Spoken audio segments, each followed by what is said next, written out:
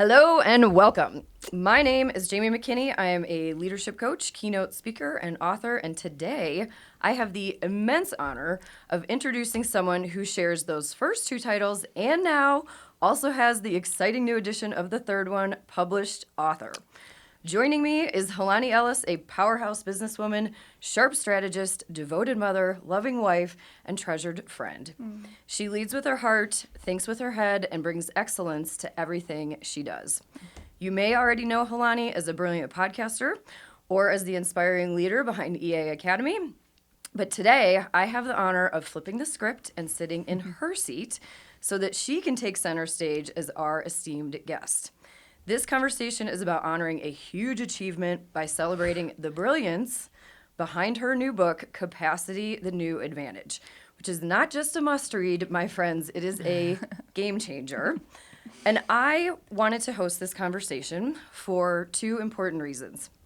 First, professionally, because Helani did this for me. When I was just starting my business, she was the very first podcaster to invite me on her show. She gave me that break, that moment to be heard and seen, and I wanted to return the favor for her. And second, personally, because during the hardest season of my life, when the weight of what I was carrying was too much for some, and I had people, good friends, who turned away, Helani turned toward me.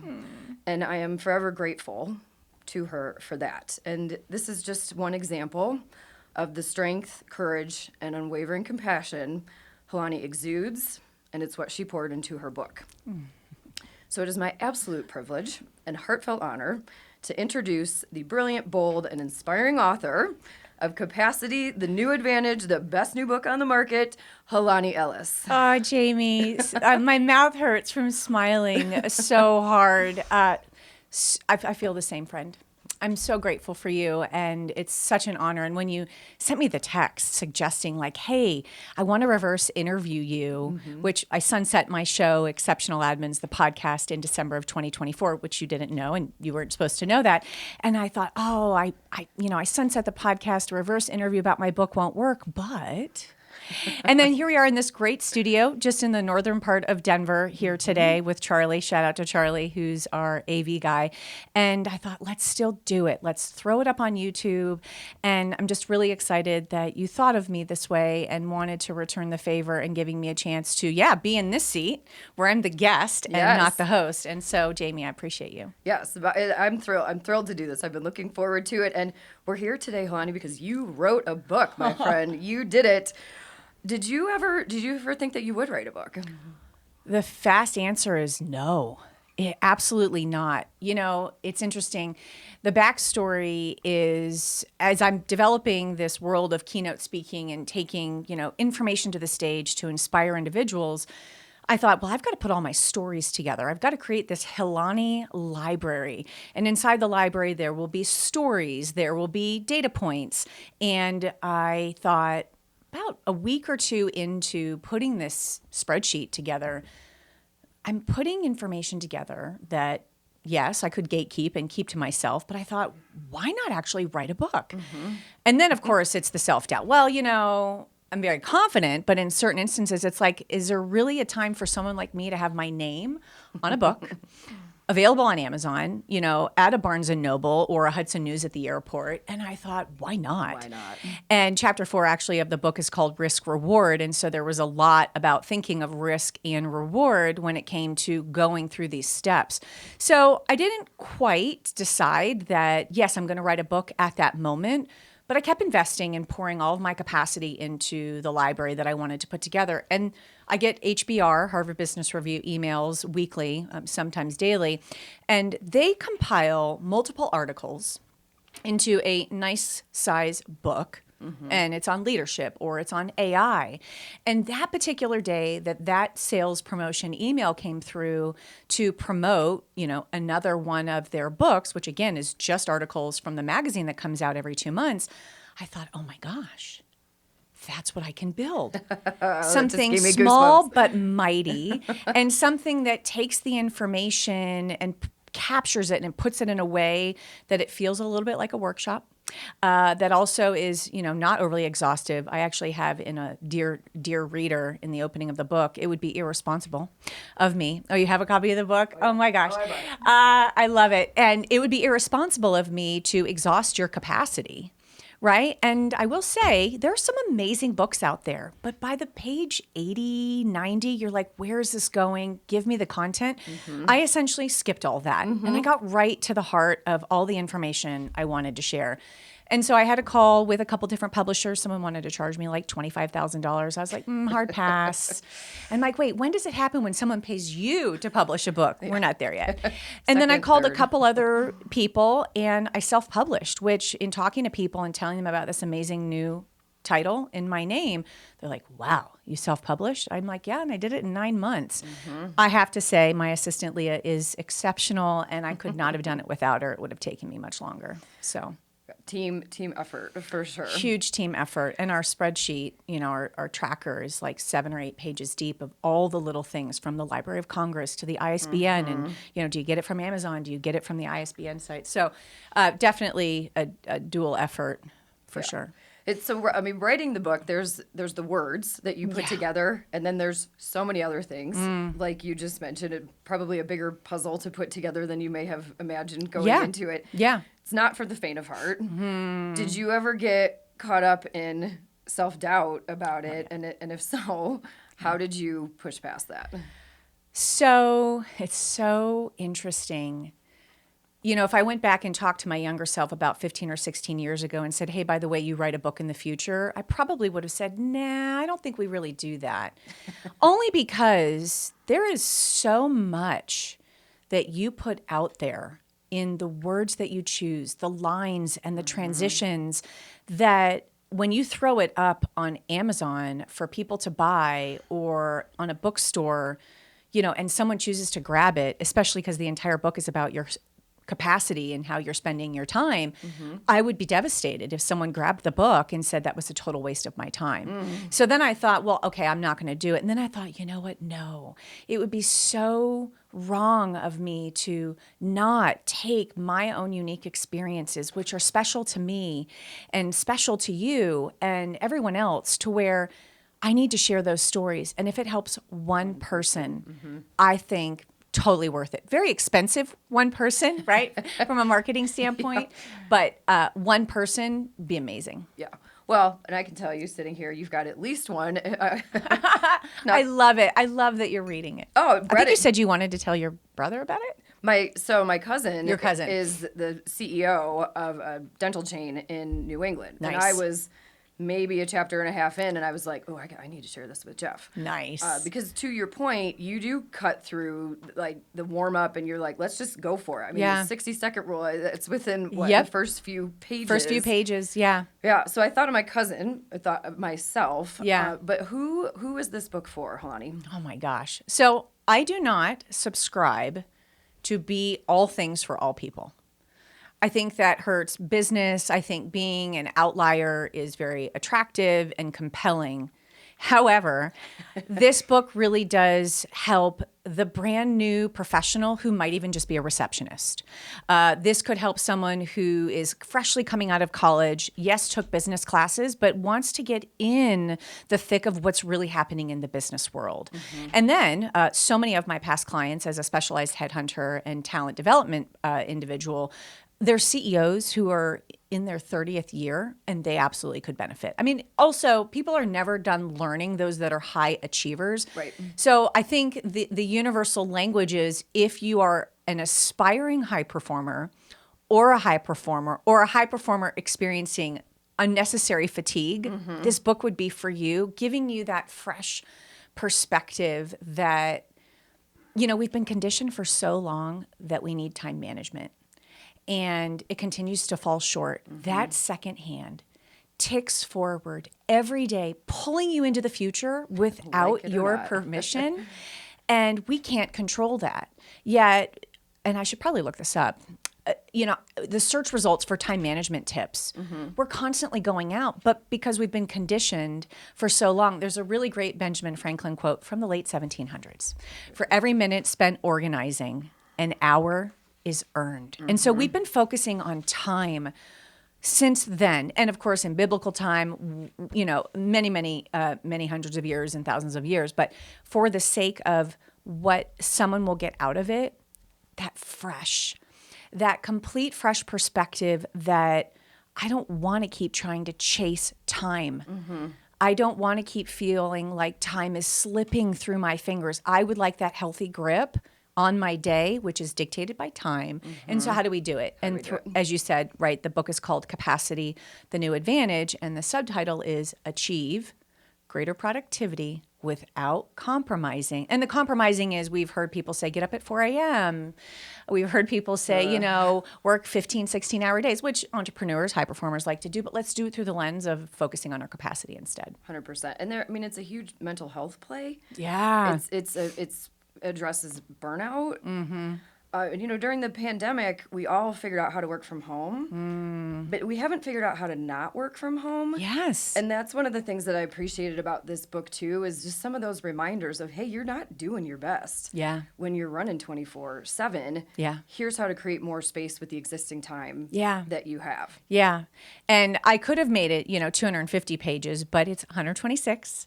And you have it here, and it's just the right size. And again, small but mighty. And the idea was also is to make it where momentum actually starts. We read a book and we hear something new, or we hear a keynote. You're on stage or I'm on stage, and we hear a piece of information. It's like, how do I apply that to my day?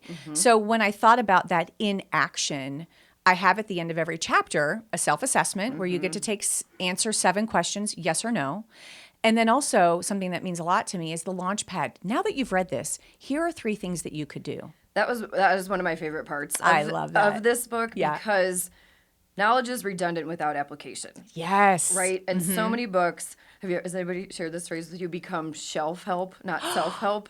I love that. You just read it and you put it on a shelf and you never look at it again. Yours is not that. Yeah. And I love that it says, hey, here's now, like, don't just read this and do nothing. Yeah. That's the opposite of increasing capacity, right? Right. It is, here's how you can apply this for you. Here's how you can enroll your team in this, which is where there's really traction. Like, that's where I felt the ROI of this book. Thank you. Completely spring to life. Yeah, it's like, okay, we've talked about it. Now tell me how to do it. Now tell me how to do it. Exactly what you do. Which, chapter 2 is decision fatigue. And it's interesting, And how many decisions do we make? We don't have an actual marker for it, but studies continue to arrive 35,000. Yeah, that blew my mind. Didn't that blow your mind? Yes. Which then also I mentioned a Cornell study that I came across while doing research for the book, because there's data in their book, not just, stories or, hey, do this. And 200. In each day, 200 of your decisions can just be about food. And I was like, okay, let me think about that, which is a funny story. I was giving a presentation for a group of CEOs, and one of the slides in my presentation was, what decision making, like how many decisions do we make? And I said, here in the room, what would be one of the top decisions you would love to never have to make ever again? Fast raising of the hand. He's like, I never want to think about food. And at the time, I didn't know the Cornell study of 200 decisions. I'm like, are you on a juice diet then? You just make all of your juices, or you order juices? He's like, no, I still have to eat, but it's so annoying. I have to decide what to eat. So if you and I go to lunch and we're looking at the menu and it's got great salads, it's like, okay, which protein do I want? Do I want salad dressing on the side? Oh, I don't really like corn, but do we do corn in it anyway? And then like, oh, I don't want tomatoes, but maybe I do want tomatoes this time because it's Mediterranean salad. Like you're going through this series of decisions. Yeah. So for the book with the Launchpad, it meant a lot to me to help also preserve capacity and not making the reader say, well, now I read all that and there's 6 amazing things. What do I do? Right. Yeah. Right. It's the opposite of the Cheesecake Factory effect. You heard that? There's yes. too much on the menu. Gosh, I haven't eaten there in years, but yeah, there's too much on the menu for sure. Yeah. So the Capacity delivers bite-sized dynamite. It truly does. I mean, I was just enthralled from the first few pages already, highlighting, writing notes in the margin, dog earing. I mean, I could see it you here. Can see I've got it just tabs. makes my heart sing. Yeah. You dive right in with the implementable value. And so can you speak to us about the tactical nature of this book and its applicability? Kind of expanding on what we were just talking about. Yeah. So fantastic. Kind of going back to looking at reviews on Amazon, which is the I know, right? Which is the good use of AI based on, I think there's 10 reviews today. Based on the reviews, the 2 key things that have been drawn is easy to application, and insightful. So I was like, okay, great. That's not my words. Those are what the AI is pulling from the 10 reviews that are on the page for purchasing the book in both hard copy. I'll be doing audiobook later this year, and hard copy and paper copy. And what's very interesting is from a tactical standpoint, I can live both in the world of tactical and strategic. It's one of the parts of having been in executive operations for so many years, and plus the talent development and specialized headhunting I do of putting, executives with very high-powered executive assistants. And so the tactical nature of the book was a lot, but not overwhelming, and giving the reader, as you mentioned earlier, the 60-second rule. Just by prefacing with, do you have 60 seconds? Instead of saying 1 minute, and we've seen it. Someone pops into your office and says, hey, do you have a minute? It's never a minute. But if you really brought into the organization the 60-second rule policy, you then truly pause and give someone, even yourself, if you have a question as a follow-up, you give someone the opportunity to clarify something. If we both got on the floor right now to hold a plank for 60 seconds. My husband's like, you should start saying burpees. That's more painful. If we were to hold a plank on the floor, about 27 seconds in, we're asking how much longer. Yeah. We really don't know, quite honestly, the pain of waiting 60 full seconds. And I illustrate that in chapter 1, and then I bring it up and thread it throughout other chapters. From the tactical standpoint, that's a free recommendation. And it's a small pivot that you don't wind up failing and quitting from using. And my favorite part is when it's been brought into organizations and they're using it in meetings.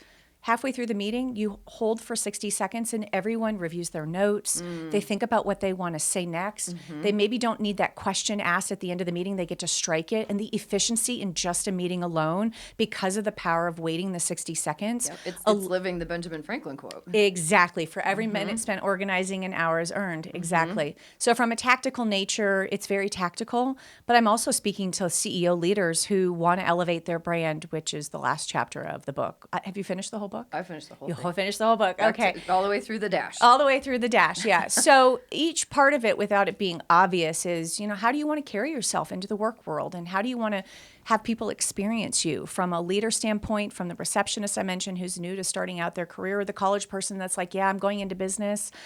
I want to do marketing. It's like, how do I kind of accelerate my knowledge about being in the workforce without like having to have that time? Yeah. And work 24/7. Exactly. Just to play catch up. Yeah. Do you have chapters are kind of like kids? It's so true. Right? Do you have a favorite? Can you admit having a favorite? It's fascinating. When I was starting in building the Helani Library, it was like, and I have a shelf of books at my desk, and I pulled out the books that I admired: Patrick Lencioni, Tim Ferriss, Atomic Habits, James Clear. I have a few others. Keith Ferrazzi, really great book. The name escapes me right now. Anyway, what were their titles? Because also you have to create this pick up the book experience at the bookstore. Or for me, I kept just referring to my assistant Leah. It's like, let's say there's an executive, a high performer that's just, moseying, running down the clock until the flight starts boarding, and they're looking through books. When you look at the size right away, it's like, oh, this is small. I'm going from LA to New York. I could actually finish this on the plane. Yeah. That was a huge thing for me, number one, on an experience. Reads. Yeah.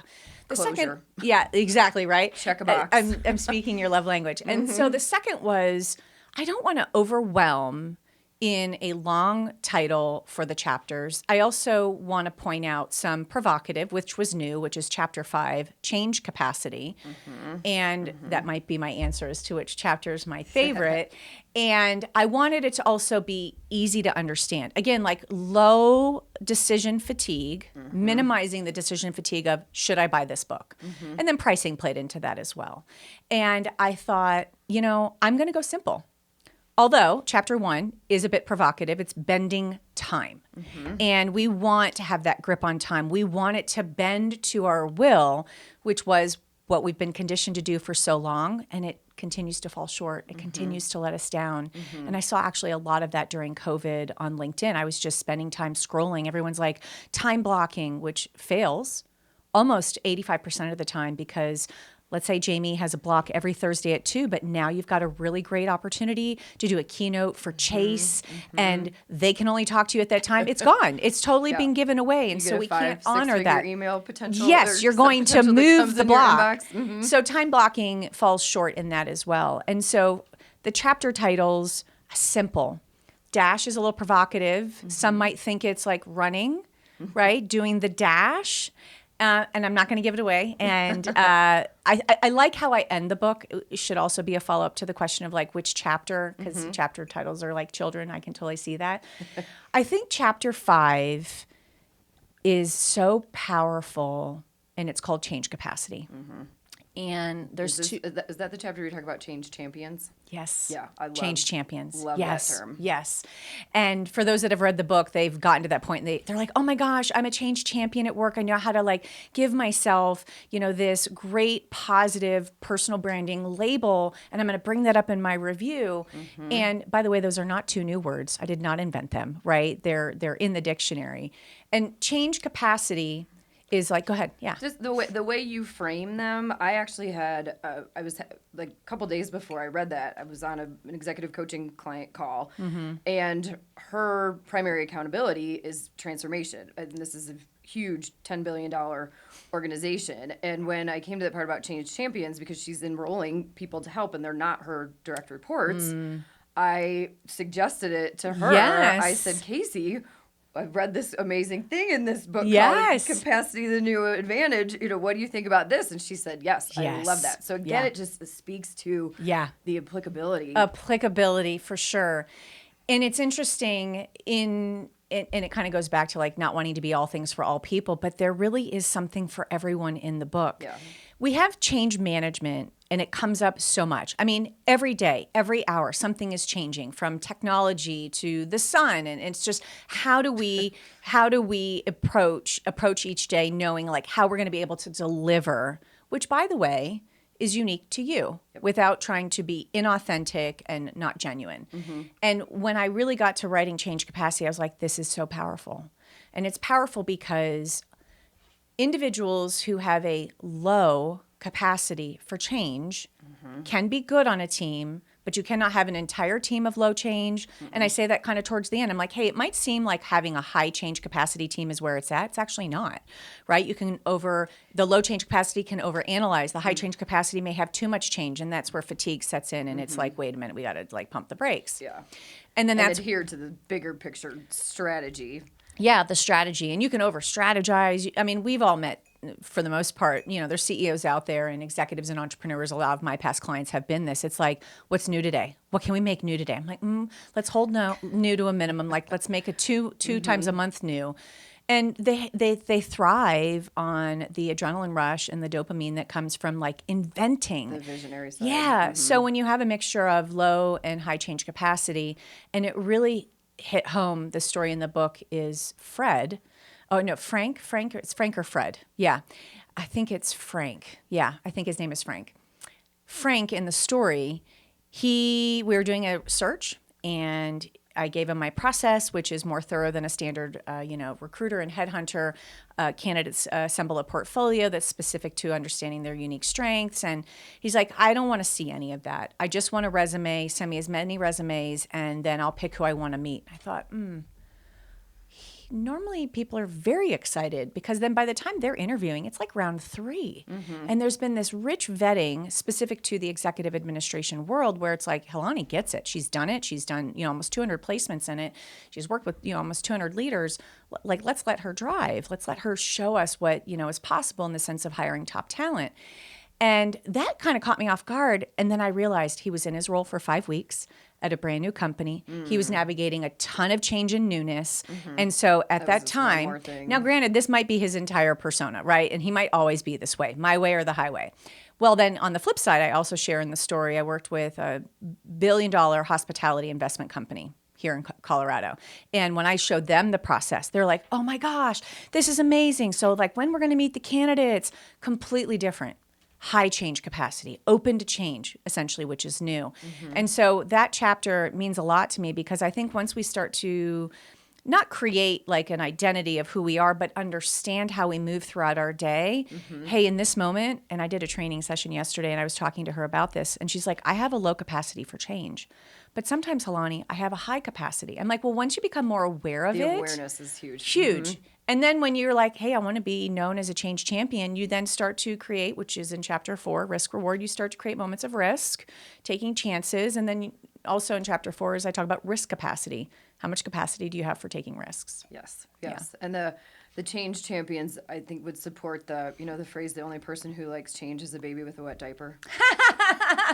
I have not heard that before, but that absolutely, having 2 kids makes a ton of sense. Yeah, ton of sense. And you have a sweet young girl, Hollis. Yes, so you're totally in that world. Yeah. So the change champions can help weather that. And I love, to your point, that doesn't have to be your whole title. No. That can be a persona that you can take on. That's something that you own and be able to showcase your unique value. Yeah. And then also some that are unsure, you invisibly influence them through your posture and what you bring. And I know you're big on executive presence because we've talked about it on this show. You and I have a shared fascination with human behavior. Yes, yes. And I love how much of that is in this book. It's not just research and stats and here's what the numbers say, because there's value to that, but everyone's experience is unique. And I love how you speak to that as well. Like that's definitely something that's in here, because I know other leadership books, I've read, I'm like, well, that sounds good, but it's just, there's like, it's really heavy masculine energy, or it's really heavy feminine energy, and most you of got to us strike or harmony from that, like how much data, how much illustration of illuminating the imagination, which was a big deal for me because I really wanted to, can I take the seat of this type of executive and see this being, because you want to create those moments in your book, right? Like, oh, that's absolutely right. Oh, wait, I feel totally called out. Like she actually knew me, right? The author knew me. So I would say if I were to answer, because the question was, what's my favorite chapter? I mean, I'm obviously very passionate about all of them, and there's 8.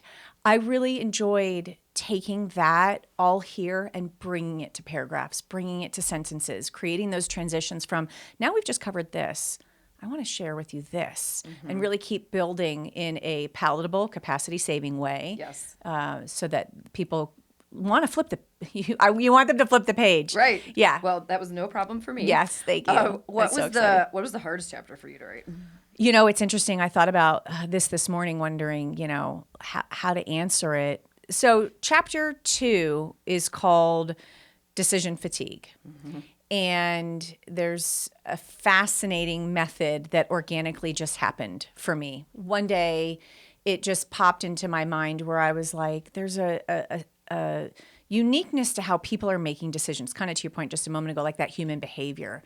And I'm starting to see this pattern. And I introduce my vowel method, AEIOU method in decision making.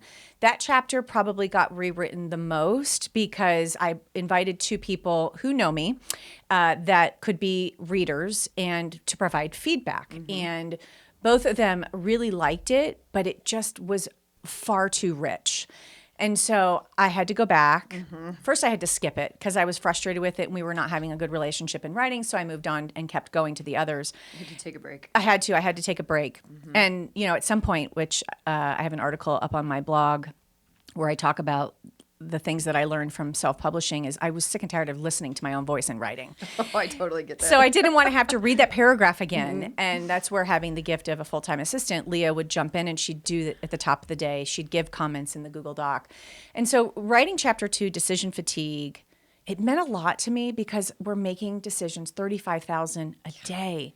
And at times too, leaders get trapped in decisions. I worked with an amazing CEO of a private equity firm, and we had to have 2 extra interviews above the standard because she was unable to make a decision. And so it was even her that inspired me, like, what are we missing? How do I help her get her to the next point of information, right? Because decision making also is tied to what information can I glean. And so the VAL method is assumptions. Do you want to tell? Do I want to tell? Okay, do maybe you want I to won't leave it tell. in the book? Yeah, so that's a great point. Yeah, so AEIOU, and each component you can use the method as a whole. And that's actually been one of the biggest takeaways from handful of people I've reached out to, like, hey, what did you think? What did you think?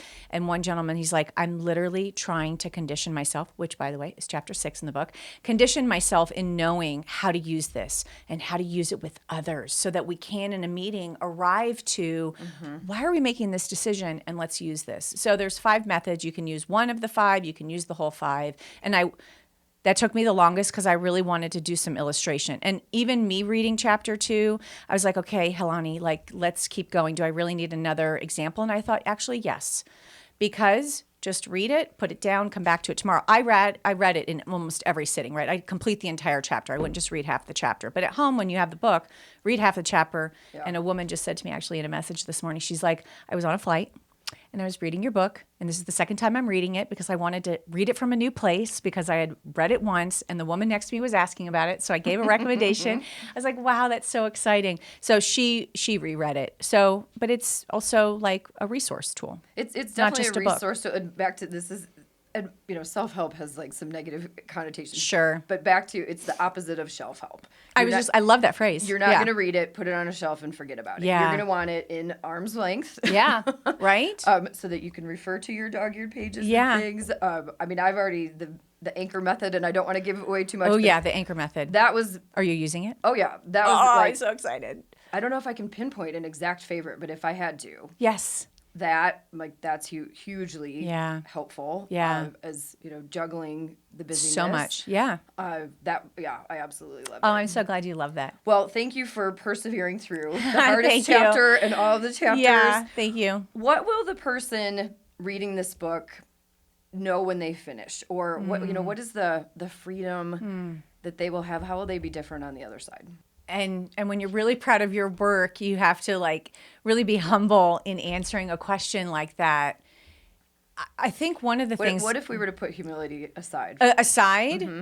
Like totally ready to take on the day. Okay. Like totally ready to take on the day, and it's actually funny. It's like you get a new pair of sneakers and they feel perfect, right? You lace them up and it's like there's all that support underneath you, and you're like, I'm not just going to go for a walk today. I'm going to go for a run, and maybe that run is like a half a mile because you're not usually a runner, but you feel good about these new sneakers. And so that newness that's also lace up and go is one of the things I wanted, the experience and the takeaway. But I'm actually going to use your word from the question, the freedom from chasing time, the freedom from completely being obsessed with time management, the freedom from feeling like they don't have a grip on their all-consuming workload.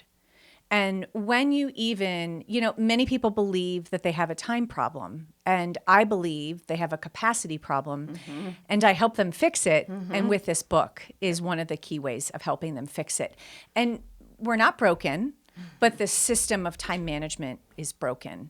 And by the way, it's not a disrespect to anyone that's still focusing on trying to educate on time management. There's some decent books out there. And I think that it's really great because those authors have their unique experiences. I have my unique experience. And by the way, there's, hundreds of thousands and millions of books available in bookstores and online. It's a matter of the freedom of what I've been doing isn't working. I can get this book done in 2.5 hours. And by the way, just even reading the first chapter, which I have a quick comment about that, even reading the first chapter, you're going to have a fresh perspective on tomorrow. And tomorrow, in my world and how I want to transform the way that people work, tomorrow is asking for something new. And it's funny, when I was telling people I was writing the book in the very early stage, well, chapter 1's got to be great because 90% of people only read chapter 1. I was like, okay. So it's got to be provocative, which is why it's called Bending Time. And it's got to be mighty, which you might have picked up on this being an author yourself, that there were a few times I threaded, we'll talk more about this in chapter 5, really kind of wetting the palate, right? Like kind of getting them prepared and understanding that, hey, I'm going to have more about this. So there's that little bit of intrigue, right? Because you want to keep the attention. We do And live. stay focused on the topic at hand. Yes. Like, it doesn't wander. Yeah. It's very easy to follow. Thank you. That's really great. That means a lot. Yeah. I worked really hard for that flow of thought was a big deal. Leah and I were like, but wait, there's something missing here. And that's really also where chapter 2, Decision Fatigue, called for more flow of thought. So the freedom, and also, again, the book's called Capacity. I am not going to exhaust. Now, listen, so much of the information is new, so I have to be careful about my bias because I'm obviously very familiar with the content. Reading chapter 2 might cause decision fatigue. But by the way, you can move on and just say, I don't want to do anything in that chapter today. Right. But to your point, it's a resource on your desk that you're like, that assumptions thing, just because I said it earlier, I need to think about that assumptions things more. So you pick up the book and you wind up saying, I want to look at that chapter now. Yeah. Well, and it'll become relevant at different times. Exactly. So you can always go back. That was a big thing. Yeah. Yeah. So I'm definitely going to ask you where to find the book and where to find you. Before Yes. I do that, Yes, ma'am. is there anything we haven't covered or that I haven't asked you that you wanted to be sure to share? I'm so glad you asked that. You must have been reading my mind on my ride here.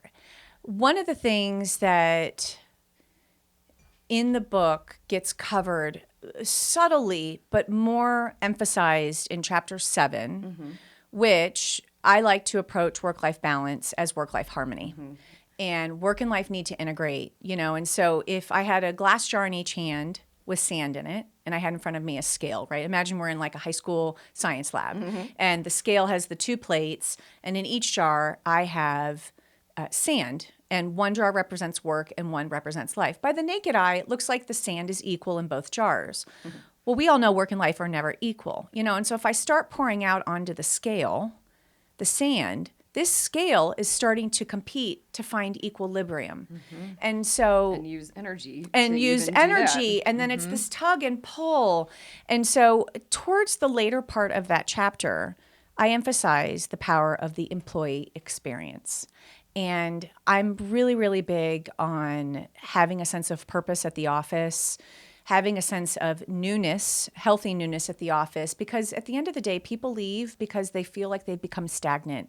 They don't believe in culture, and how people make them feel, right? Going full circle, the employee experience. And so for my leaders out there that are starting a brand new business, have 3 hires or have 5,000, and you're looking for just that one thing that ignites possibility with a freshness, even just changing the company culture thought that work-life balance is what we foster. We foster work-life harmony because we know life calls at you when it's time for work and vice versa. And so that meant a lot to me when I was really kind of putting a bow on the end of that chapter. And then I end with the last chapter, the dash. And I actually am really passionate about the opening of that chapter and the way that I illustrate that. But the employee experience is an unspoken, but this is a book about teams as well and how to integrate and how to actually like working. I mean, we spend so much time working. So I love the extra question, and I'm glad you brought it up because that would be a huge thing that would really just light me up that someone thinks about work differently and the employee experience. I love it. Well, Helani, in closing, this book speaks to every high-achieving professional, current and in training, anyone who feels stretched thin yet wants to grow. You deliver the strategies and the mindset shift, probably in reverse order of that. The mindset shift followed by the strategy needed to make capacity your biggest advantage to explore what's possible without burning out in the process. I 10 out of 10 recommend it.